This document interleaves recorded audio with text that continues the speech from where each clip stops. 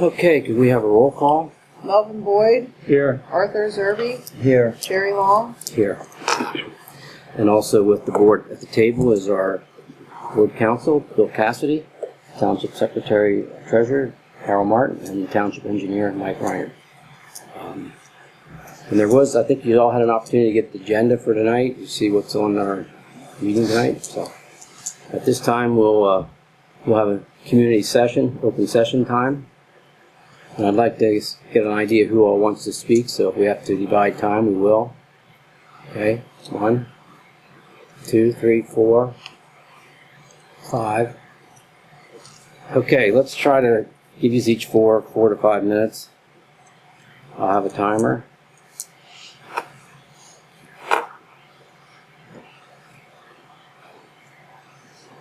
Okay, go ahead. My name is Ron Funk, and I'm here on behalf of concerned Brecknock residents. I have a letter I'd like to read to the record for this evening. The letter contains a summary of discussions and documents pertaining to zoning violations by Brecknock Township businesses. At the 4 January 2016 organization meeting, Supervisor Boyd asked why there was a list of zoning violations that target specific businesses. At that meeting, Supervisor Zerby said he had nothing to do with the list, and Supervisor Long said he did not intend to threaten anyone. At the 12 January 2016 Supervisors meeting, Ron Funk presented a letter from concerned residents. This letter said a list of zoning violations was discussed at the January organization meeting. Supervisor Long said discussion of zoning violations was not on the 4 January 2016 meeting agenda, and it is false that there is a list of businesses with zoning violations. At the 16 February 2016 Supervisors meeting, Ron Funk presented a letter from concerned residents asking the township to release a list of businesses with zoning violations. Supervisor Zerby said there was no list of businesses with zoning violations. On 17 February 2016, Supervisor Long sent a letter to concerned residents with notes on a list of businesses with zoning violations that he discussed in December 2015 with Quinn Haller of Technicom. In February 2016, it was learned that in December 2015, Technicom presented to the Township Supervisors a list of businesses with zoning violations and asked for approval to investigate the violations. Supervisor Boyd, Wise, Zerby received the list and agreed to defer consideration to the 2016 supervisors. It was also learned that the Lancaster newspaper requested the list of businesses with zoning violations and that the township released the list to the Lancaster newspaper. The concerned Brecknock residents again request the township release the list of businesses with zoning violations and that the businesses be contacted and told whether or not the township intends to investigate the violations. Thank you. Thank you.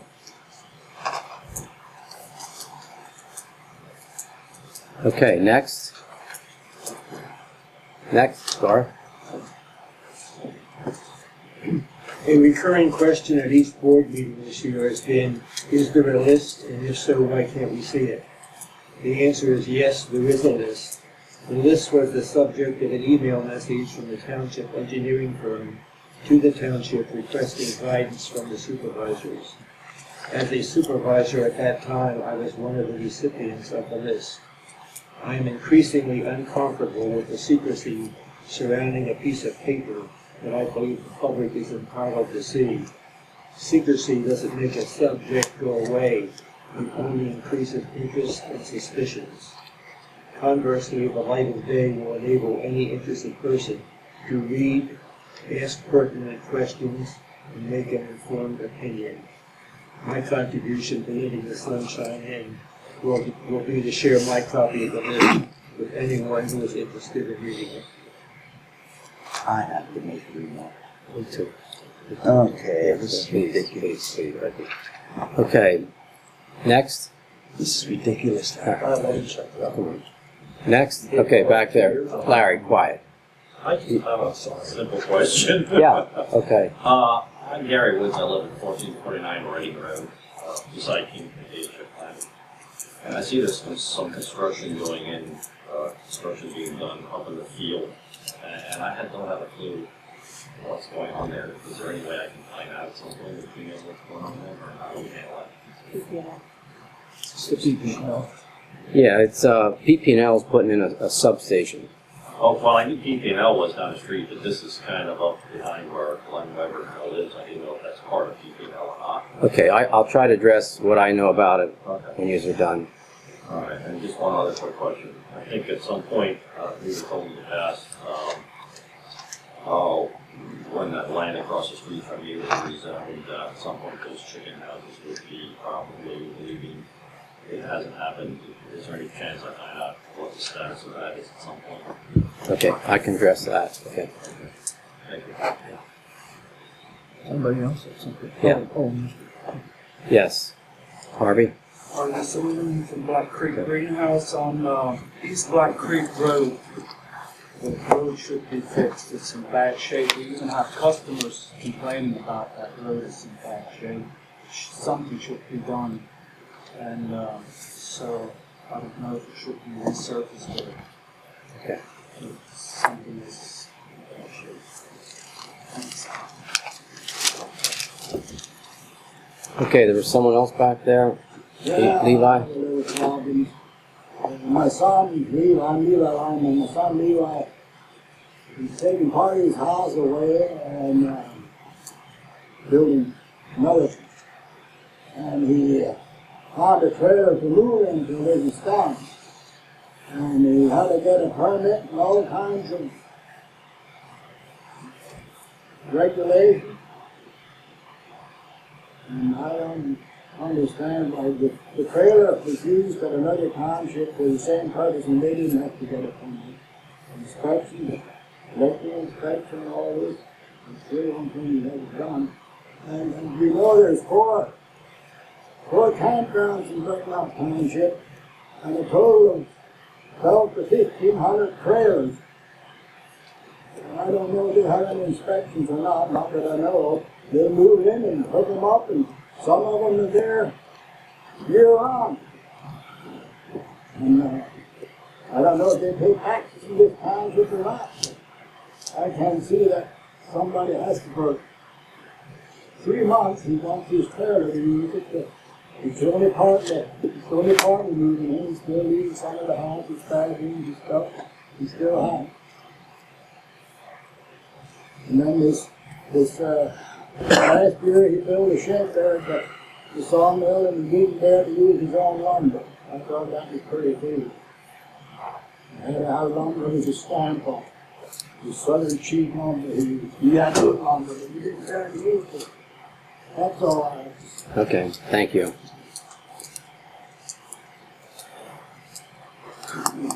Okay, that's going to close our community time. I can go first and share about PP&L.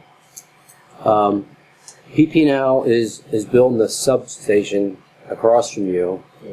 Last year, the year before, there were a number of hearings, and they're running a new line across the back, over across Boulder Hill Road, and actually up over the mountain there. And so PP&L had bought that property, but they actually exchanged it then with Lawrence Martin, the farmer, but they're going to use it. They're stripping the topsoil, I saw that. they're putting down a gravel base, and they're going to store their probably poles, wire, and stuff there. They expect to be an 18-month project. At the end of the 18 months, they're going to take all the gravel up, they're going to put all the topsoil back, and then Mr. Martin's going to farm it as a farm. So, yeah, I had the same questions. I just seen it going in, and I couldn't, Yeah. for life of Yeah. me, think it had anything to do with PP&L, but you explained that. Yeah, and as far as the chicken houses, that property just got sold again. Oh. I'm not sure what they intend to do with it, but it's possible that they're going to develop it into something now. And I hope, too, maybe the chicken houses can be cleaned up or taken down. Okay, thank you. Ron Funk, I know you keep bringing this up. The supervisors do not determine who's in violation of any ordinance. I never developed a list that identified anyone in violation. The zoning officer never made any designation that anyone was in violation. There's not what you're asking for. There's not a list that says these people, at least it has not been determined by the zoning officer, that these people are in violation of anything. And I would, even Mr. Wise's comment, again, I think he should understand it's the zoning officer that would make a determination if someone is in violation of an ordinance, and then they would carry it out. And if they make that designation or determination, then they become the accuser. They're the ones that the supervisor doesn't get in the middle of it. And any discussions I had concerning non-conforming uses clearly was nothing of any sort of zoning violation. I think there's misunderstanding between non-conformity and zoning violations. So I don't know what, I don't have anything, I don't know what to give you, and I don't know what Mr. Wise thinks he can give you that someone has determined that these are zoning violations. I can give a copy of the memo that we all received, and people can make up their own mind. Okay, well, and on my behalf, I've never even seen or received this so-called email. So, it's, anyway. Okay? My turn. Yes, your turn. Okay. In Mr. Funk's letter, it says, he states that Supervisor Zerby said there is no list of businesses with zoning violations. If there's a list, I've never had the list. I can't tell you if there's violations or not. Mr. Wise says there was memos, I guess sent by email. I've never received an email in my life. I don't even know how to run the computer. There is no list that I've ever had in my hands. I can't even tell you what the list would be or what's on it. I don't know where you keep coming up with this list. There's no list. I'm not never present it to me, but yet every meeting, I don't know what your goal is here. If there's something that's available that I done nothing wrong. I don't know that the board did anything wrong. All I see out of this whole thing is somebody is still upset because they lost the election. I take exception to that. You don't have the floor. I never interjected.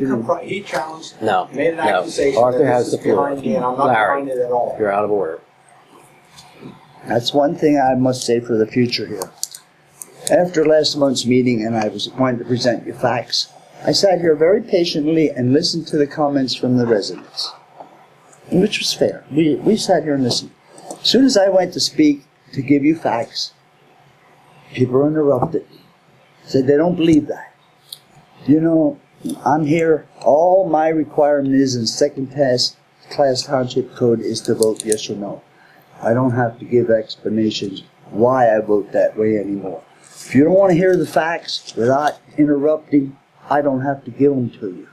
I know a lot more on a lot of issues than a lot of people, but if you don't want the facts, I'll just vote and we'll get it over with. I don't have to give reasons for my vote, correct? Correct. Just listen, correct? Okay, thank you. Thank you, Art. Melvin, would you like to make a comment? I have no comment. Okay. I would like to say something here, though. Okay. I think it's a correct statement that a document was provided by the township to the newspaper, which was a typed memo from Quinn Haller of Technicon to the township. To the township, basically outlining, some discussion that was had with Jerry Long before he became a supervisor.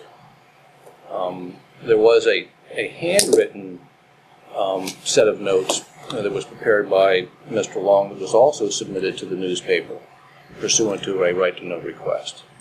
So,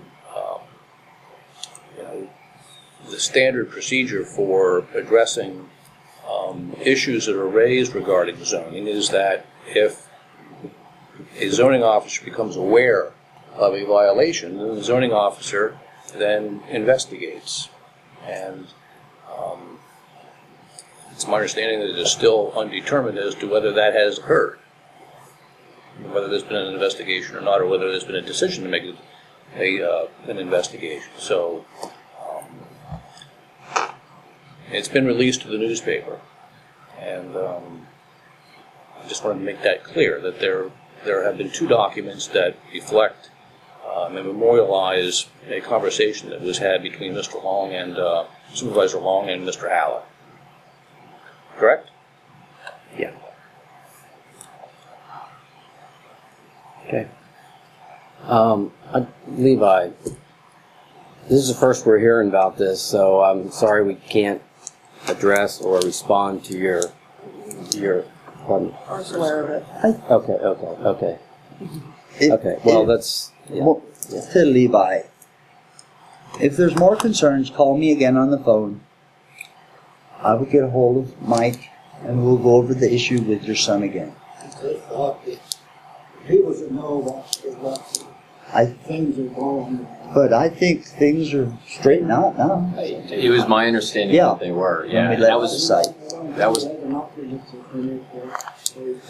that may be true. I don't know what the outstanding issues are, but obviously when you're moving an entire family of people into a trailer that isn't certified, that's generally why we like to check the electric before they move in. Because maybe in part of the house is staying with that. Right.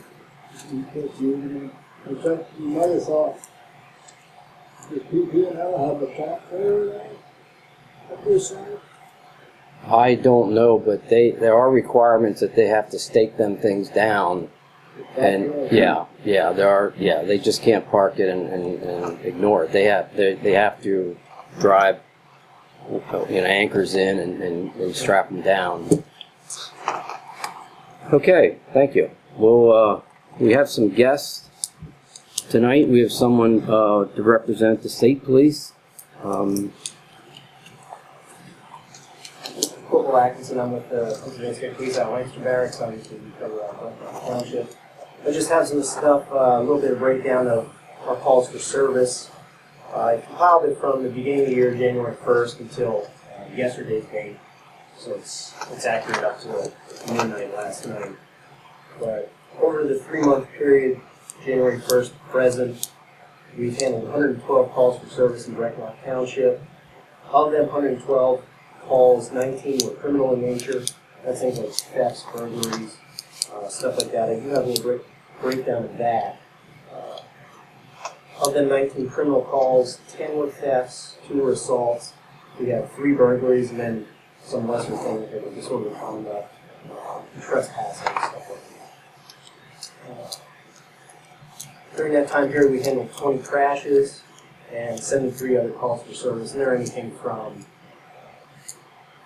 a civil dispute concerning people renting houses or anything like that, cars broken down, 911 hang-ups, like sometimes phones being broken down, 911 or 50-old, but you go check on that.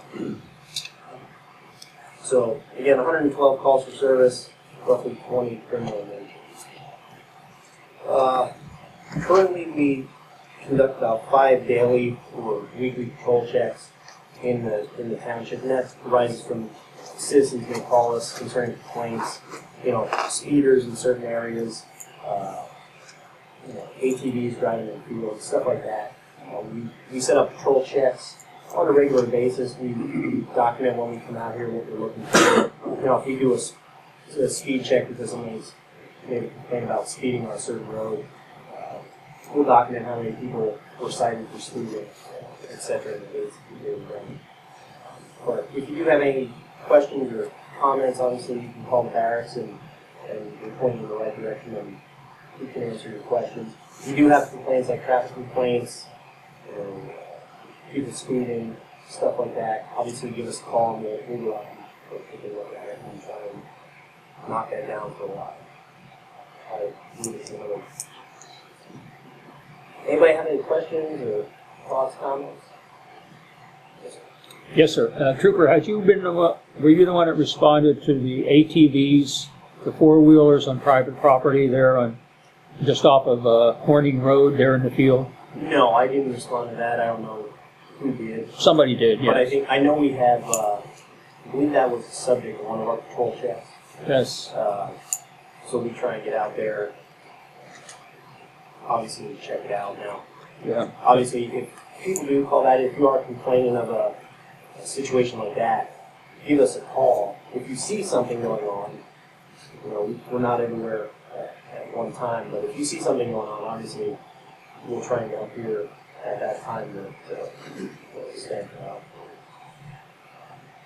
Has that been a recent incident? Yes, as recent as yesterday. I chased 4 people off yesterday. They're down in the wetlands. Is that the Harvest Drive or something? Yeah. Yes, sir.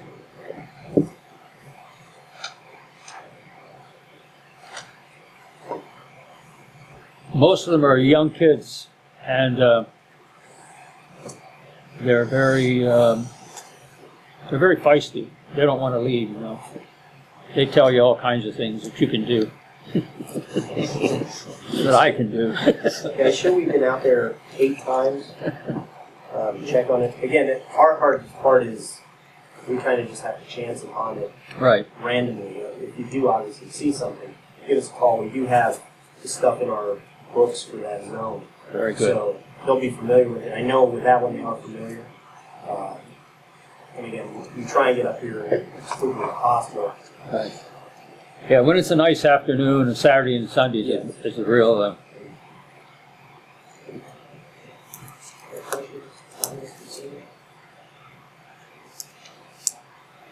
Thank you.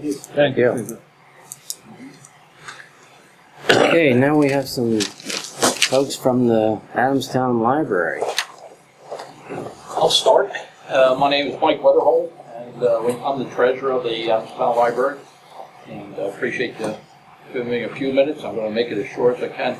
I gave a copy of this when I came in. I don't know if you all got it. To be honest with you, I wasn't expecting it. I have to say, I've been here a number of times, and by far you have the most people that come to the meetings. I guess that's a good thing, that they're here and they're voicing their opinion. You go to some councils and you're only seeing 3 and 4 people, so I think it's a good thing everyone's here.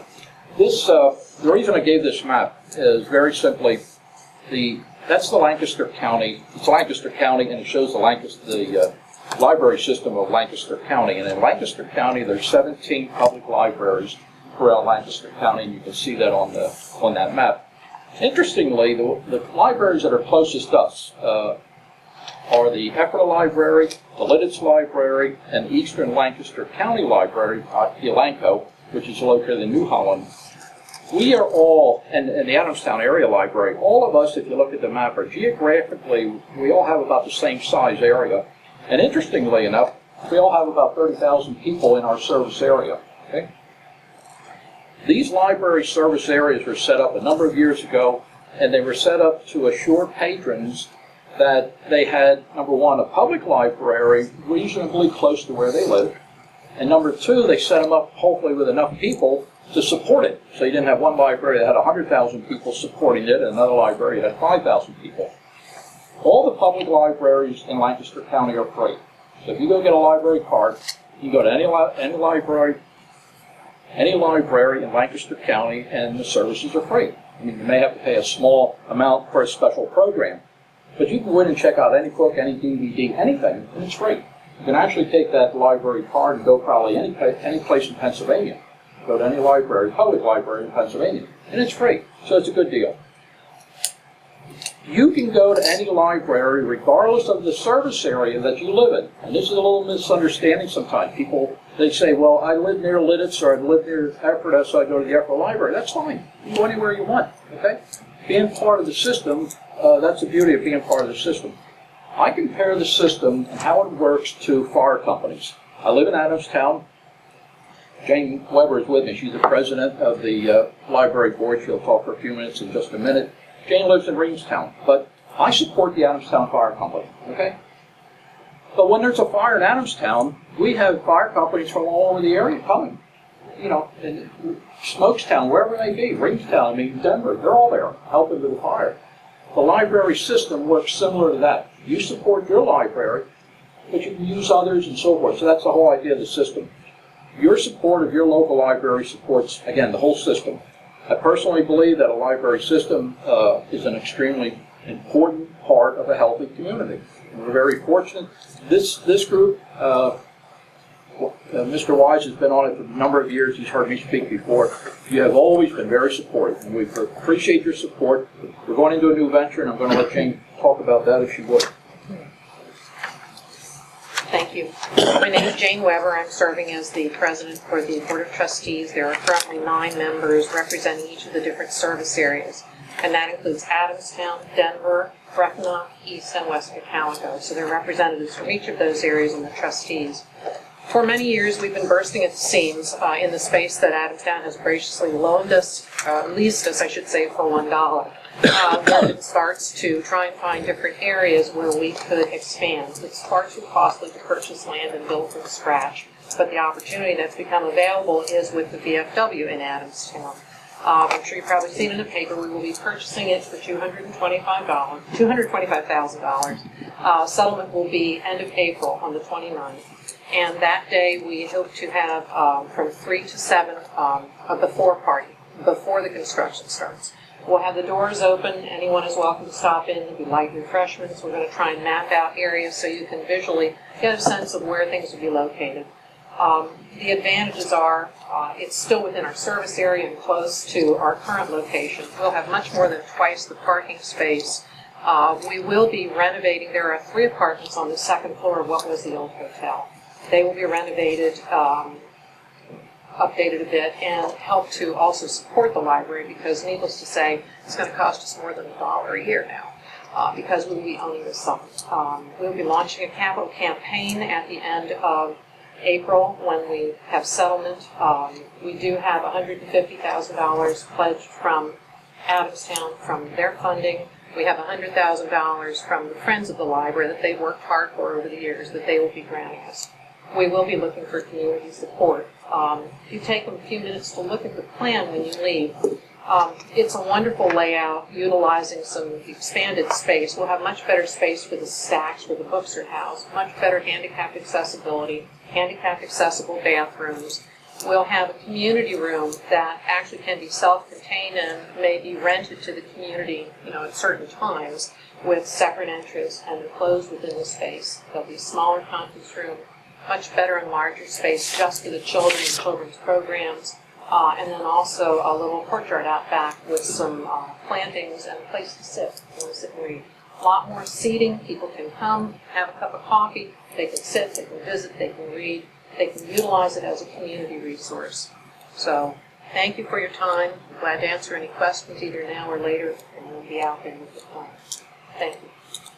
Thank you.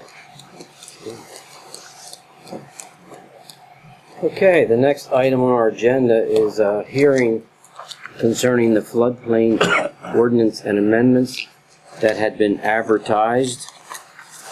And is this something you want to explain, Bill? Yeah, there are 4 ordinances. There's a floodplain ordinance that is a standalone ordinance. It incorporates new regulations that have been established by the federal government regarding the floodplains. There have been new mapping of flood zones and flood-prone areas. The other 3 are ordinances of the township already in existence: the zoning, subdivision, land development, and stormwater management ordinance that had to be amended to create consistency with the new floodplain ordinance. The hearings are required under the municipality's planning code for the changes to the subdivision land development ordinance and the zoning ordinance. These have all been reviewed by the County Planning Commission and the Township Planning Commission. The Pennsylvania Department of Community and Economic Development has reviewed the floodplain ordinance. They had the review done so that we could be assured that when it's submitted to the federal government, which is required by April 5, that we'd be assured that it would be compliant. So we got a letter back from DCED, and We've advertised it in accordance with state law and our ordinances, and they are ready for a discussion. If you had any this evening, or if anybody from the audience had any questions about the ordinances, but that's basically it. Okay. Okay, so at this time, are there any questions from the audience, or anyone want to make any comments concerning the advertised and of the adoption of a floodplain ordinance and amendments? I could just want to make other comment. Generally what it does is the floodplain mapping and the language in the ordinances establish identified zones where there's a floodplain zone. And then the rest of the ordinance regulates activities that can be conducted within the flood areas. And there's also some procedural sections having to do with if you wanted to submit a variance request for a particular activity you're doing in the floodplain zone, those kinds of things as well. So this was required by not just us, but a number of municipalities in the statewide area to meet with the new federal regulations.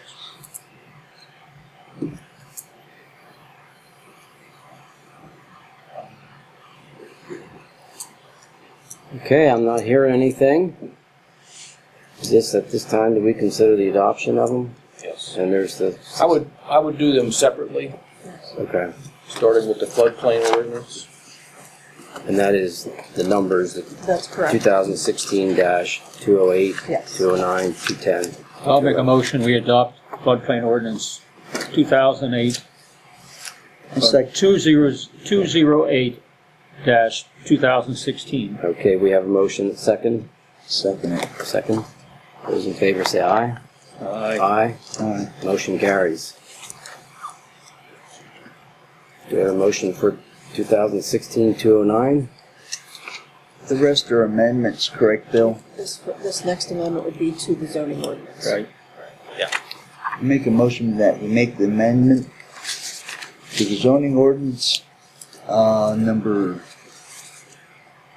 2016-209. Right. I'll second that motion. Okay, we have the motion to make the amendment to the zoning ordinance. And it's second. Those in favor say aye. Aye. Aye. Aye. Motion carries. I'll make a motion, we approve the ordinance 2016-210. I second it. Okay, we have a motion to approve the ordinance 2016-210 and second. Those in favor say aye. Aye. Aye. Aye. Motion carries. And we have one more. I'll make that motion that we adopt ordinance number 211-2016. I second it. Okay, the motion is made and second. Those in favor say aye. Aye. Aye. Opposed? Motion carries. Okay, the next item is the minutes. Did we have a chance to review the minutes? I have read the minutes. Make a motion, we approve the minutes. I second it. Okay, we have a motion to approve the minutes as given and second. Those in favor say aye. Aye. Aye. Aye. Motion carries. Okay, you have a list of the bills for approval. I make a motion that we pay the bills in the amount of $54,013.23. 23 cents. I'll second that motion. Okay, the motion was made to approve the bills as listed, the amount of $54,013.23, and second. Those in favor say aye. Aye. Aye. Aye. Motion carries. Okay, next we have reports. We have our roadmaster, engineer, et cetera, et cetera. So I think, is the roadmaster here? Yeah. Okay. Yeah, he's here.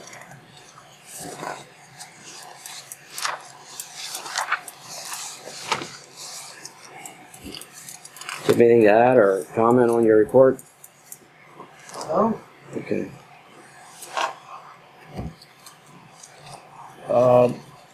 Andy, fixing the shop roof, is that where the leak is, back in the back there? Is Yeah. that what you're talking about? Yeah. You want to start with the top one and work down?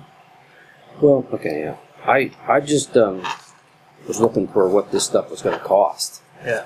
I was gonna think maybe we should just go back and maybe we should get him to get some estimates on all 4 items and bring it to the board. Because, I don't know where we're at. Well, I'll give my opinions. Okay, give your opinions. We need to overlay Mosney Road, Okay. Yep, you know, agreed.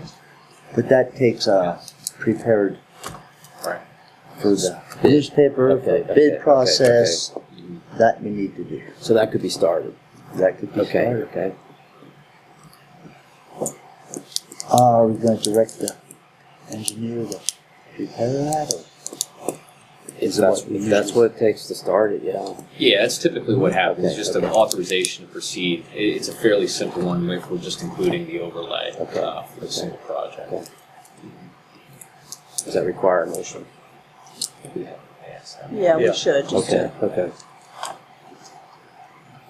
I make a motion that we have our township engineer Technicon prepare a bid package for the overlay of Mosney Road. I'll second that.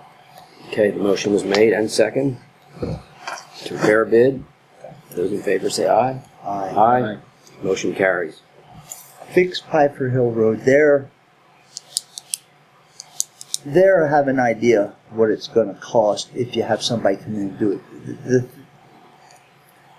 I had estimates done last year. They were in October or November roadmaster report, maybe before even. But I think it was 18,000 Ooh. roughly in there. for what? Yeah, no. For East Piper. Oh, yeah, remember we talked about getting other bids. At that time, when those estimates were, it was when everybody was so busy and we felt that they might have been a little elevated at that time. And we talked about getting some quotes after. Because I got a hold of the firm before I left that worked on some of Carnarvon's roads, and he told me if he did it, it'd be in the area of 10,000. That's why, I think that's why when we got those, Yeah, I we think it felt was they the were a little timing of the year. elevated. It was timing. Yeah, timing of the year. And then there's the other option. You know how much you plan for the summer. It could be done half and half by the road crew, but that would be a decision. That would have been something on my mind. Do I want to take the road crew when I was there and do half? And then the other side, and that way you let the traffic through? Or do you close the road down, let some firm come in and do it all in 2 days? Or do you spend a week or so working on it, doing one half? It's a toss-up. Now, and then the amount, if it exceeds a certain amount, it would have to be. If it's under, and I forget if it got increased, it's usually around 18.4, 18.9. Anything less than that. I think it's 19.5. Is it Yeah. 19.5 It's now? 19.5. It's bumping every year. But basically, if you're under that amount, you can do the telephonic or the fax Or written, bids, just yeah. get an estimate. But it should fall underneath that given the timing of the year, I would think. Does that have to be prevailing wage then? Not for that level, if it's under that amount. But it would still require 3 bids. Usually you'd want 3 just Yeah. to give you, to Yeah. show that you've gone out and got a nice Yeah. cross-section of estimates. So is that the next step? Let's get 3 bids on. Yeah, and then I guess the roadmaster can come to a meeting and discuss. Does he want to tackle it with our road crew, or do we want to go with the bids? You Might know, come in lower, who knows? Yeah, right. They could come in lower. Yep. maybe. You know what you're I think doing. it did say pavement came down this year, so Well, That should have an effect as well. oil, so should be a little lower.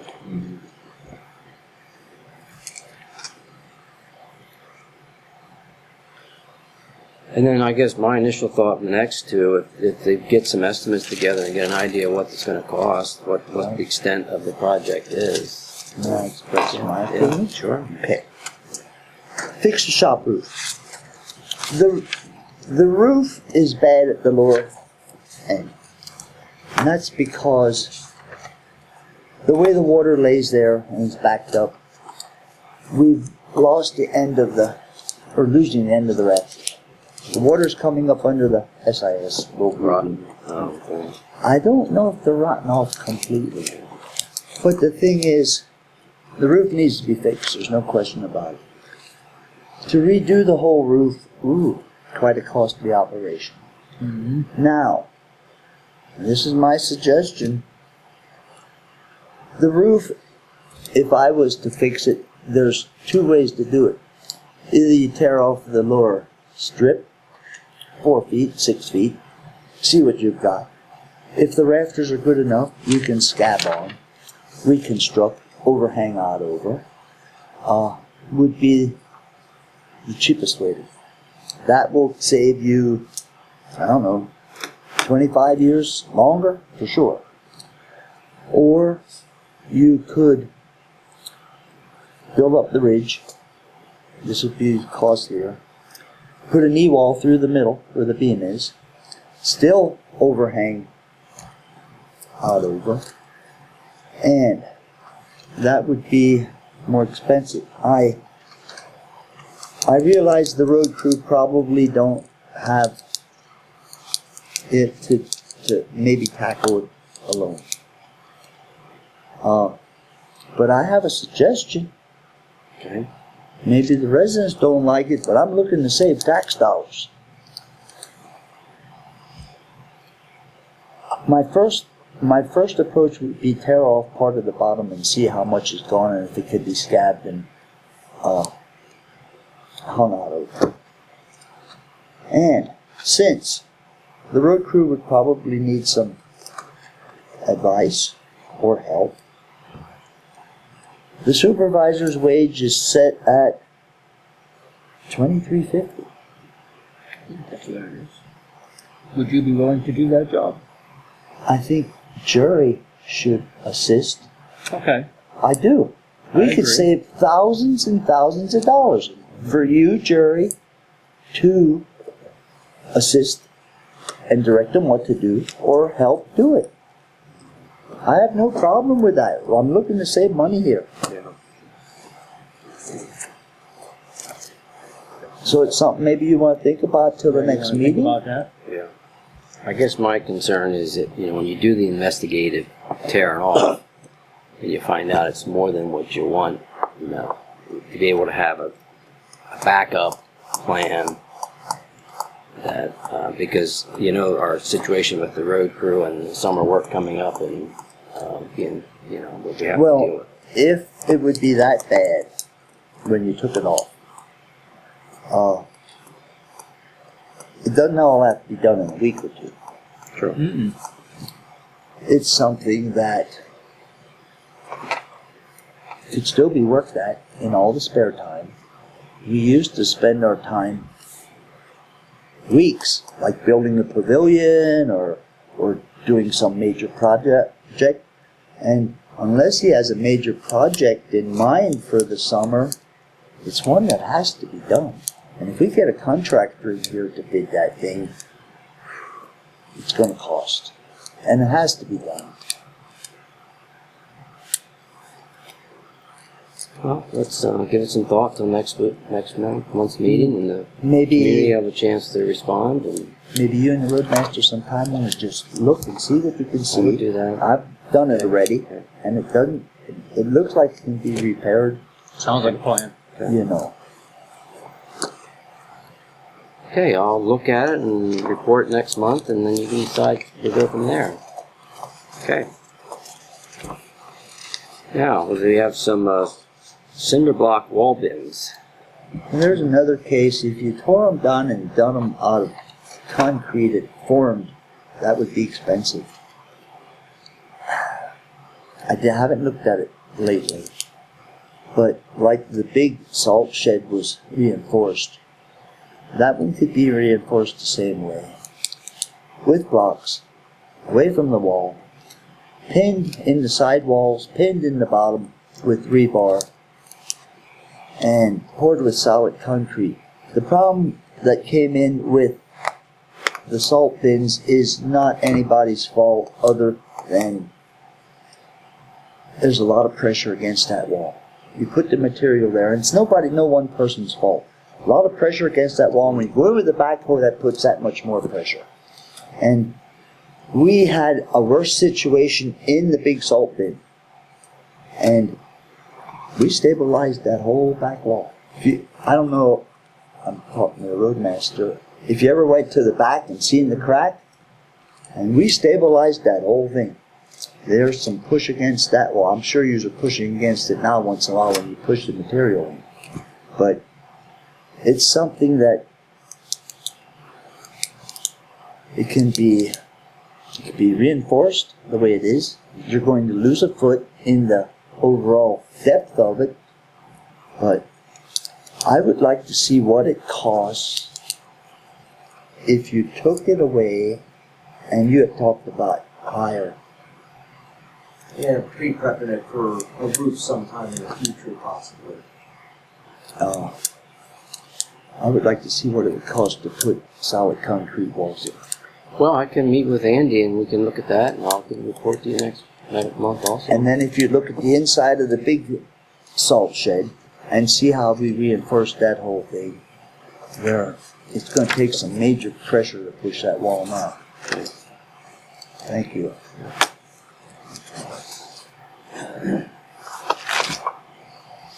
You support that? Okay. Definitely. Okay, then we have our township engineer's report. Yep. I have several items on my report, starting on page number 2.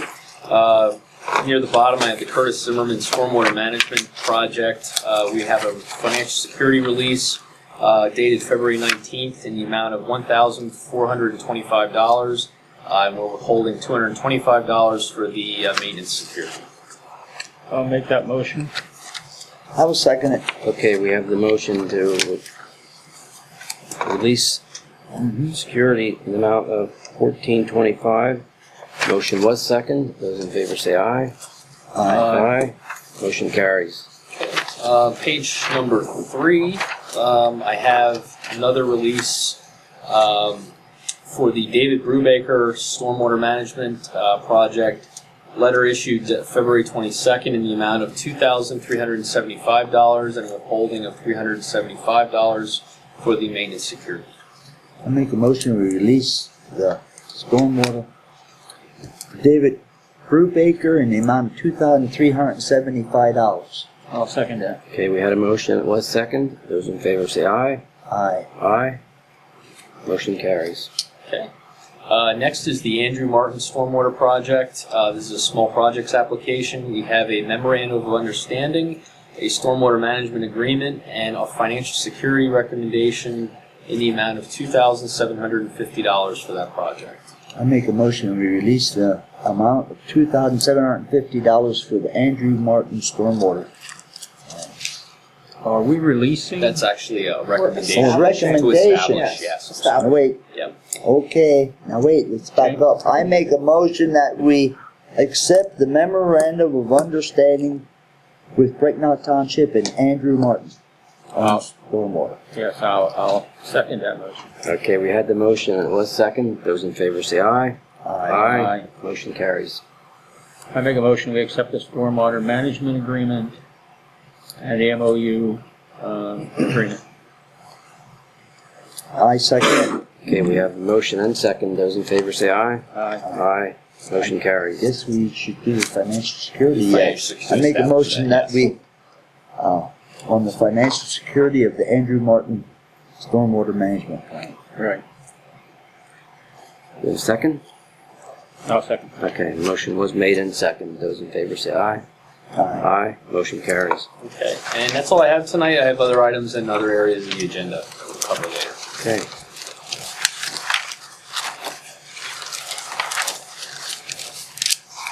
Okay. Does our solicitor have anything to bring? Nothing further to say. Okay. The footprint ordinances were Okay. ready that I had. We have a motion to accept the reports as given. I'll make that motion. I second it. Okay, the motion was made to accept the reports and second. Those in favor say aye. Aye. Aye. Aye. Motion carries. Next on our agenda is the Park and Recreation Board report. The other thing they have this evening is they would like approval to purchase 100 cubic yards of playground mulch. The estimate delivered is $2,101.90. Is this funds that is set aside for the parking lot? Yes. You said 100 tons. 100 cubic yards. 100 cubic yards. I just have a question. Yeah.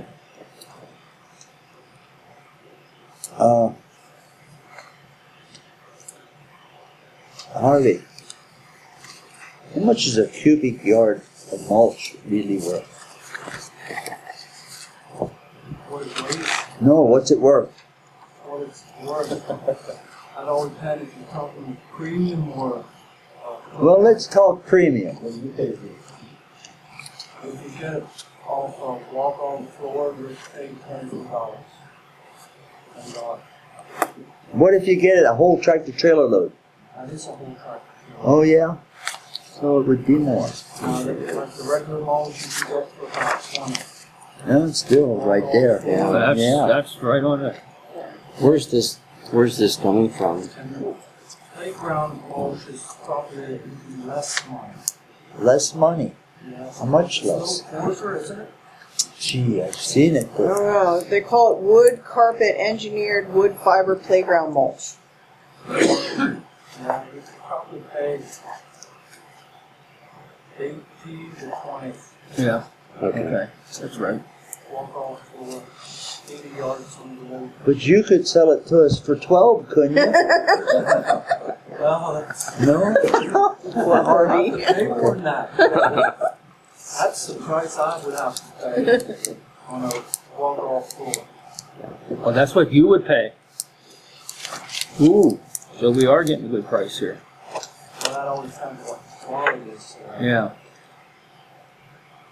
Does seem to be reasonable. No, we're right in there. Yeah. Yep. Do we need a motion for this? Yes. I'll make a motion, we authorize the Park and Rec to buy this wood carpet engineered wood fiber playground mulch in the amount of $2,190. No. $101. Yeah. Oh, $2,101.90.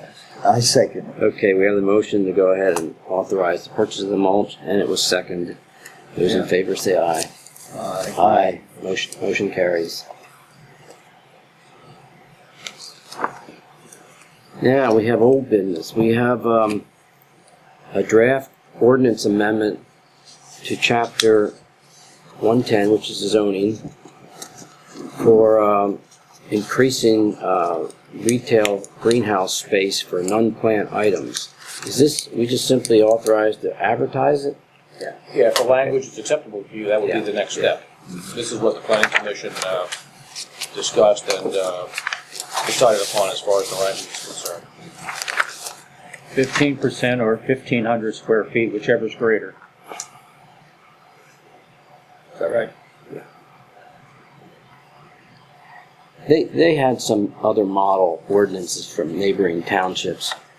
It wasn't quite apples for apples, but it was close. Some of the other neighboring townships were allowed 25% of space for like products that aren't grown on the property. So, but I think it did seem like the 15%, in my opinion, was within compatibility with the neighboring townships.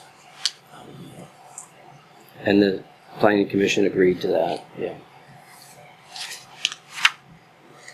Make a motion, we advertise ordinance, is that 1/11/2016? You don't give it a number till we adopt it. Okay. I second it. Okay, we had a motion to approve and advertise for the adoption of the amendment to the zoning ordinance. It was second. Those in favor say aye. Aye. Aye. Aye. Opposed? Motion carries. Now, in your, the next two items in your packet have to deal with, last month the board offered the position of zoning officer, zoning enforcement officer to Levi Hoover. He has since accepted that but as a zoning enforcement officer, he cannot serve on the zoning hearing board. So he has given us his resignation to the zoning hearing board in anticipation of our appointment to him as the new zoning enforcement officer. I make a motion we accept his resignation to the zoning hearing board. I second it. Okay, the motion was made and second to accept Levi's resignation to the zoning hearing board, and second. Those in favor say aye. Aye. Aye. Motion carries.